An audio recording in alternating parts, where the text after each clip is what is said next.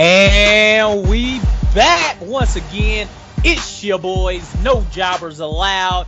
And now we coming at you with the WWE SmackDown review for 11/27. And I'm coming back at you. If you don't know, now you know. It's your boy Big Ish. And with me like always is. Man, it is your guy Irwin, and SmackDown to us here at No Jobbers Allowed is the A show. It's much better than Raw, and I'm excited that, especially for this week, that we had a much better show. I think you echo the same sentiment, correct? Yeah, bro. Yeah. Last week, listeners, or the week before, excuse me, your boy Big Ish forgot to put up last week's review of SmackDown, but hey, man, I was with my family, eating food, Thanksgiving, all that. Forgive me one time. But the previous week before the Thanksgiving holiday, SmackDown was on a low turn for me after Survivor Series. So this week definitely was a pickup, and it was definitely better than SmackDown. So I'm excited to hear what grade Chris gives it at the end of the cast. And I'm ready to get into the first segment. What about you, bro? Yeah, man. Let's do this, man. And we start off the show with our SmackDown general manager, Paige, in the ring. And she welcomes Becky Lynch out to a huge pop. And us at No Jobbers Allowed, we're really, really happy that Becky is actually back, man.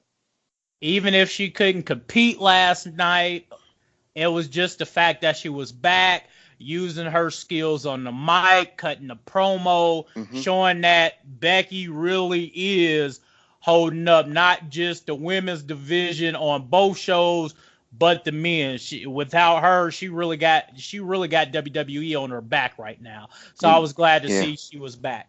Yeah, Dave, she's definitely carrying it. But then out comes Charlotte Flair. They have a little bit of back and forth banter.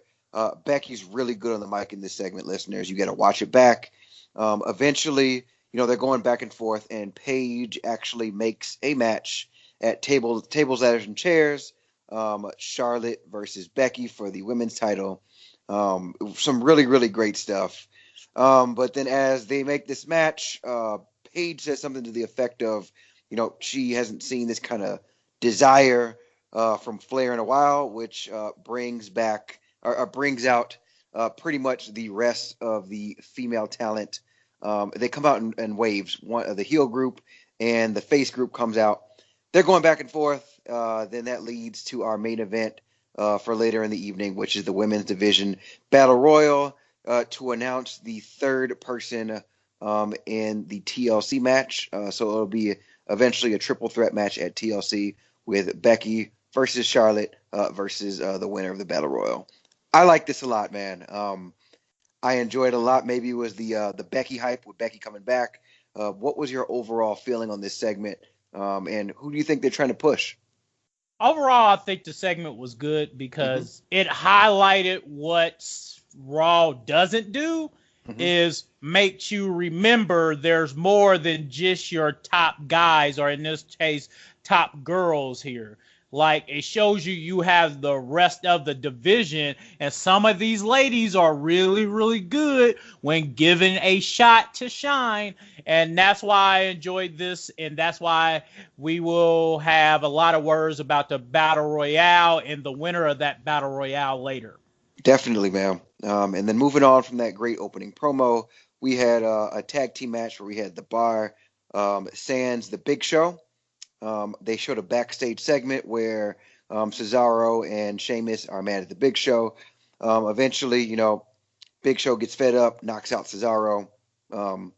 They showed that from previously, and so it's the Bar sans the Big Show versus the Usos in a tag team match, and the Usos get the win on this one, man. Happy to see the Usos get a little bit of shine again. Yeah, I mean, after being the captains of the SmackDown tag team that actually won their match, the only match won for SmackDown, even though no one in WWE wants to admit it, they did a great job. The shine they get is well deserved. I mean, they've been holding down the tag team divisions for a long time. The match was really good. It shows what Jay and Jimmy do really well, highlighted what the Bar does really well, which shows why they never needed the Big Show in the first place, which just can't be the payoff that they was looking for with the Big Show to be there and then gone the next minute, because it didn't even advance any type of storyline that I can think of. But the match was good. Shout out to Jimmy and Jay Uso. Usos! They back, baby, and I hope this gets them closer to another title shot and some more big time matches with the New Day, and maybe even some other SmackDown tag teams to pull them up. So that's what I thought. Definitely, man. I think we agree with, we reflect the same sentiment on that one. Next, we get a backstage segment with the New Day and the Miz, which eventually leads up to an announcement of a Miz versus Kofi Kingston match later in the show. Miz is still going on the same thing that he was doing last week with he's trying to be a tag team with the best in the world, Shane McMahon, and they're kind of still carrying that out a little bit. Next big segment we get a very, very good promo from AJ Styles. It seems like they let Daniel Bryan get his last week and let AJ get his this week, and he straight up goes in on Daniel Bryan, has some great words to say.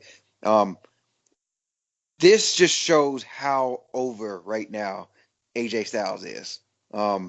He did a lot, he said a lot, and it's actually getting me really hyped to see whatever the payoff is for this at TLC. What do you think about this? Well, I thought it was just a good setup to what we know is going to be a good match at TLC. You get your rematch with DB, and I guess before TLC, we're going to do our prediction show, which I'm going to speak more on the topic of what I think is going to happen at TLC. But this promo was good. AJ is AJ Styles. It's the house that AJ built. We already know what it is. So did you expect anything less from the guy? You know, you're right. You're right, man. And it's just good. I think I'm so used to the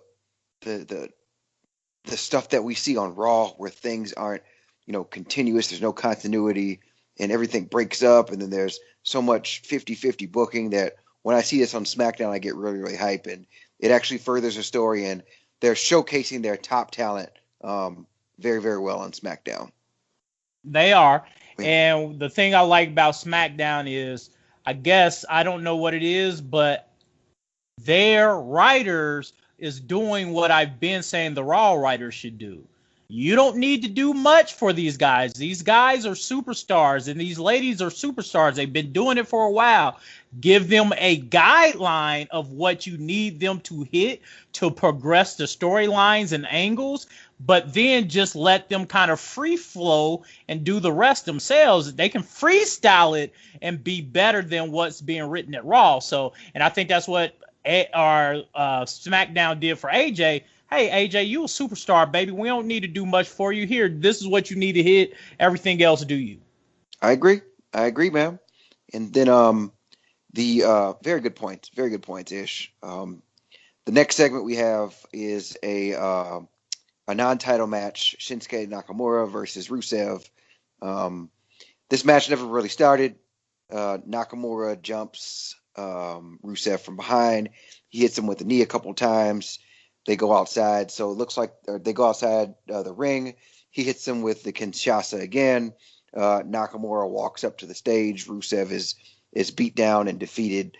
And this looks like this is trying to amount to something different, amount to something more. So I'm kind of excited. Trying to build a feud, because at Crown Jewel on the pre-show, it was Nakamura versus Rusev. But I'm so tired of seeing Rusev getting buried on TV. It's ridiculous, dog. I agree. Every time if it wasn't Aiden English, Rusev been taking L's left and right, dog. And it pisses me off because look at Rusev, look at Nakamura. Is there anything that says Rusev should be taking bumps from Nakamura, U.S. champion or not? Rusev shouldn't be taking bumps. I don't care if you blindside Rusev should not be getting beat like that by Nakamura unless you using a really underhanded trick like a weapon or a low blow. That's the only thing I'm seeing. But taking bumps like that from Nakamura is trash. So I hope the payoff is, because Rusev every now and again does voice his displeasure. So I hope this is SmackDown building up something so he can take the U.S. Championship soon. Yeah, they need to move that off Nakamura. It's not hitting because they're not using him right. No, not at all. And they could do more with Rusev. He's a little bit more of a versatile character, and he can talk. He doesn't need a mouth. Yeah. Yeah, he got I'm excited to see. He can speak for himself, but let's go ahead and go on before I get upset. I'm excited to see what happens with that. Next up, we have the 20-year celebration of Jeff Hardy. I guess 20 years to the date. He started his career in WWE, and they do a great segment with Michael Cole kind of leading it. That video package, man, for Jeff Hardy had me all in my bag, dog. Remember all those years I used to watch when they started out with them mesh shirts and so many memories. Come out, him, Matt and Lita, all those great rivalries with them, Edge and Christian, dog. The Dudley Boys, that memorable TLC match with Dudley's, Edge and Christian, and the Hardy Boys, dog. Like, when SmackDown does things like this, it makes you remember why you mess with them like that. Why I mess with WWE, because they were influential and a big part of my childhood. I remember trying to do a Twist of Fate. I remember trying to do a Swanton off my bed. Like, it just makes you remember why you fell in love with wrestling. So shout out to Jeff Hardy. Happy 20th, bro. Yep. Thank you for all the memories, man. Thank you for all the memories, Jeff. And they're going down memory lane. We all get tears in our eyes. Jeff gives a speech, says it's not his retirement speech. Everybody's feeling everything, and then all of a sudden, the ultra heel Samoa Joe's music hits, and he comes out and cuts. And let's just first start when Joe's music be hitting, dog. The first few notes be hitting for real. I love the beginning of Samoa Joe's intro music, man. When they hit those horns, what is it? Dog, that just lets you know shit about to go down. Dude, it's so sinister, and it's just like that can't be face music ever. Like, he could never be a baby face with that music. They got to change it. It's synonymous with heel. So Joe runs Jeff Hardy into the ground, man. Talks about all his past demons that he's had to, go with, and all of the second chances that he's gotten. He's going in on it, and man, listeners, you just got to watch this. I can't even really describe it well enough. It is just great heel work. And listeners, if you listen to the Raw review we did for this week, I tell you why Irwin. I try to let y'all understand why Irwin hates Nia Jax more. It's because, like, as a heel, she's not believable because she's a nice lady. We know Nia Jax is a nice lady, but Samoa Joe is not a nice man. No, he's an asshole, man. When he cuts his heel promos, you believe every word he says, and therefore that designed hate hits you hard. You know you're getting worked, but you feel it because he makes you believe he's just such a shitty person to rain on Jeff Hardy parade. And therefore, now you really want to see him get his ass kicked, which is what you want from a heel. Like, you just want to see Nia Jax beat up because she's annoying, but you want to see Samoa Joe get his ass whooped because he's a heel. He make you really hate him. Dude, you really hate him, man. You really, really do. And the best part about this is going to be part even of the recap of the thing. Jeff says, come on, let's make some memories, man. Let's go. You've been talking all this shit about me. Let's go. Let's do it. Jeff, drops the mic, gets ready for a fight. What does Joe do? Just walks away. And which makes you more angry. You want to see it. You want to see it. Go whoop his ass then, Joe. But no, he just walks away, which makes you want to see it even more. Joe knows how to make you want to see more of him without overexposing himself to you. He gives you just enough of what you need to get you excited and then makes you yearn to see him in action. That's why, like, to me, there's no better heel than Samoa Joe right now. He's the perennial heel, man. I like this segment a lot. Listeners, go watch it. The next we have the what we mentioned earlier in the show, The Miz versus Kofi Kingston. This was a very good, little bit back and forth match, which saw Kofi getting the win with the Trouble in Paradise. I don't got much on this. You got anything for him? Not really. Just been loving Kofi Kingston since his Jamaican theme when he used to come out, and when he was with Air Boom. I forget homie's name, and now Evan Bourne. Evan Bourne. Yep. So Air Boom, and it just makes you remember Kofi being Kofi way before the New Day. So, like, seeing him get this victory over Miz, and I think they said the last time that Kofi and Miz was in individual action was 5 years ago. It makes you realize how long Kofi been doing this for a minute, bro. Like, he looks young in the face, but he's older than both he's older than both of the other New Day members, E and Austin, or Xavier Woods, and it just goes to show you people still want to see Kofi. He's long overdue for a major push. 7 Money in the Banks. Let's not even get into it in this, but 7 Money in the Banks, and he ain't never once held the big championship. Come on, dog. Y'all doing him greasy, and I don't like it, but let's go ahead and move on. I'll say that for another day. We can do a whole podcast on that, man. But next we get Randy Orton. He's backstage, and he's going to address his recent actions against Rey Mysterio. Randy comes out. He's holding Rey Mysterio's mask. They get a replay of what he did to get that mask last week. Randy comes down. He runs down Mysterio, being real disrespectful, man. Eventually, Rey comes out. He's wearing that neck brace. He rushes to the ring, and Orton meets him there, and they go at it, man. What'd you think about all this, man? Thought it was good. A good bout of action to mix it up a little bit, to take a break in between some good match and some more segments. I thought it was pretty okay. Rips off the Rey's neck brace, slams his neck into another steel chair. I thought it was pretty good to set up why these guys got to keep going at it. It's about respect, and Randy is not respecting Rey, which means Rey got to keep coming until he can't move no more. So that's what I think about it. I think it progresses their storyline a lot and will make you understand why there are going to be more matches in the future between those two. Which is good, and I'm not mad that they give a little bit of the nostalgia with us with Rey versus Orton, and you can always keep that on any card, and it will please new fans, old fans, and everybody.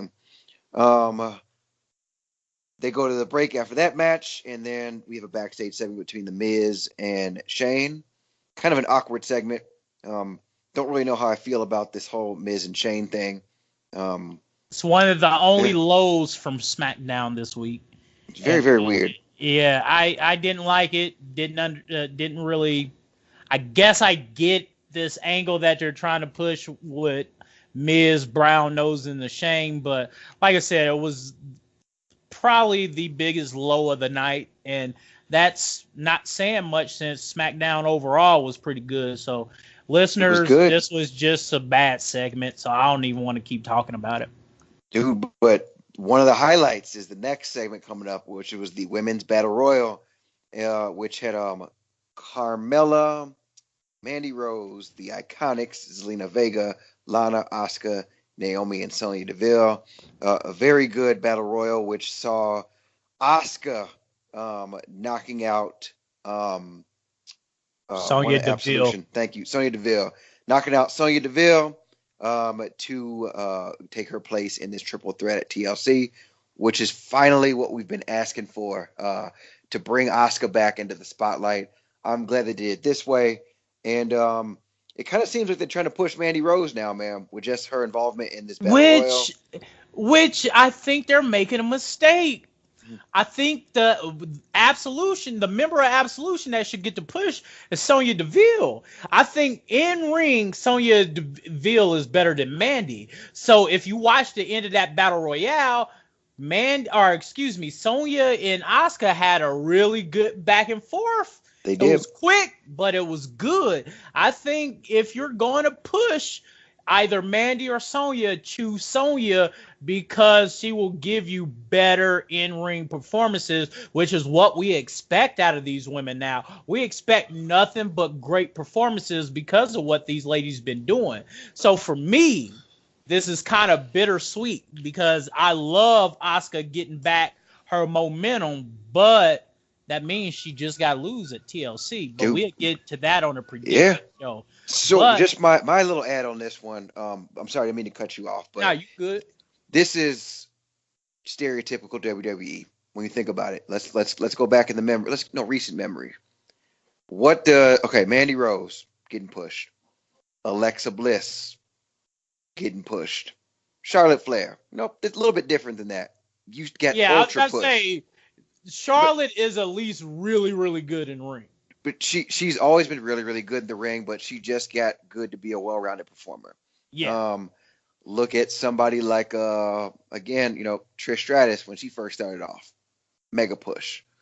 Sable, mega push. Even somebody like Barbie Blank, Kelly, push. Vince McMahon has a type. Vince McMahon 100% has a type, and then I think he still thinks that women's wrestling does not matter, and if they fit his mold and they fit his type, they're getting pushed regardless. So I can look at Lana. For a while, she was getting pushed. So it's even when Carmella was first there, Carmella getting pushed. So Vince McMahon just recently the women's champion.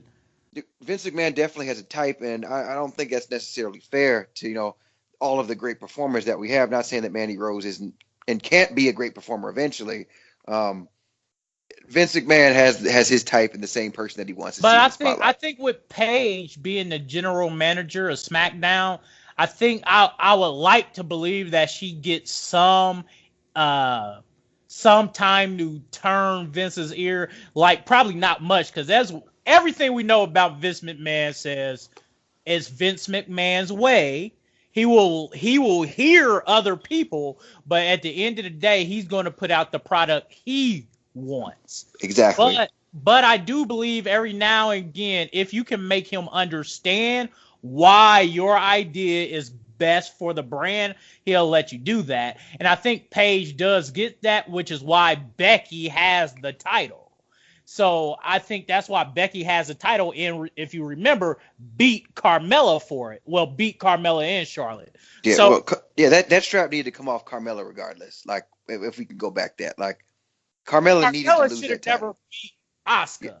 Asuka never should ever honestly have the title, but if Asuka has the title, that means we wouldn't have seen Becky with it, or they would have made Asuka drop it at the wrong time. But like I said, honestly, I do love Asuka getting this dub and being in that title triple threat match at TLC, because you're going to see a great match with all three of those good performing ladies.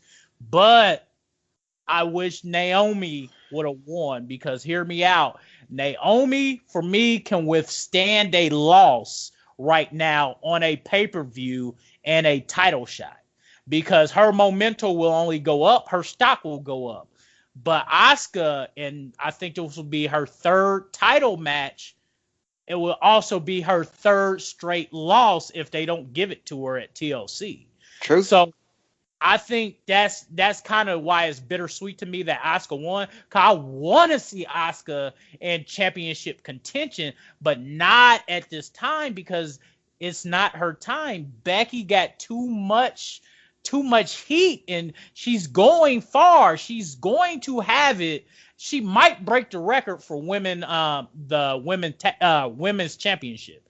Becky's keeping this strap, man. And so this is the glorious thing right now, that we are sitting here and we're having a discussion about actual women's wrestling, whereas they used to be just the mid card. They used to be the bathroom break. They used to be the eye candy in the 90s. They used to be the bathroom break in the 2000s. They used to be non-existent in the mid 2008s and all that stuff.